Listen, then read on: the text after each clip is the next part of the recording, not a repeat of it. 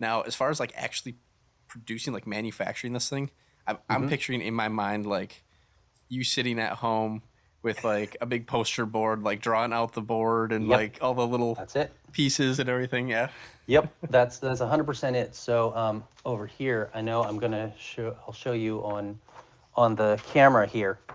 So it all starts with literally piece of paper, post-its, like whatever you can get your hands on, right? It's all up, it's all in your mind. You've got to get it onto the table. And then once it's on the table, you can test it. So as an example, I found this. It's, one of the examples of the old adopter board, right? And I'm like, hey, Nick, you want to play this game with me? And you're like, pass. That doesn't make any sense. What is that?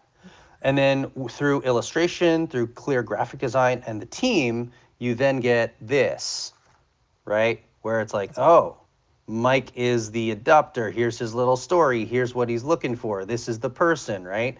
And so then all of a sudden you're like, wow, it's starting to take shape. But you have to be able to push it and launch it forwards. So from a, kind of design and development style or start, it all starts index cards, piece of paper. Like this is my Palmer. This is a dog. My wife calls it the furry slipper with a face, you know. And then, coming to what Sarah and Kiki were able to put together, Wow. it's like, Yeah. That's oh, awesome. I understand what this is, right? But it goes from here to here. Yeah. And Absolutely. it's not a small jump. So yeah, starting with post-its, index cards, writing down stuff, crossing it out, tearing up terrible ideas, and just kind of marching through that. Once I had the game design down, once I had the game mechanics down, meaning like how do we interact with one another? How do we interact with the game, the board? Where are the tokens? Like how do you track points? Then I went to the artists, and then that's when I showed Sarah the game. I was like, let's play this game, and she played it with me. She's like, "Wow, I understand this now in a tangible, you know, intrinsic way. I Hmm. understand this game." And that was also too part of the thing that allowed us to make this game as powerful as it was, because the game mechanics, like the baseline, the bones of it were all done. It was okay, use the art to bring it to life, right? Use the art to convey the different emotions that you want the players to have, convey the different, instructions that you have, because, all board games have like a little icon that means something, right? Hmm. You don't want it to be super text heavy. So we worked through all of those.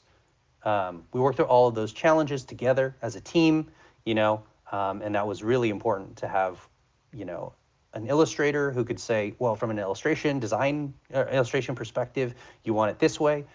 Myself as the game developer to say, this is what we need to facilitate the player through, like this is the exchange.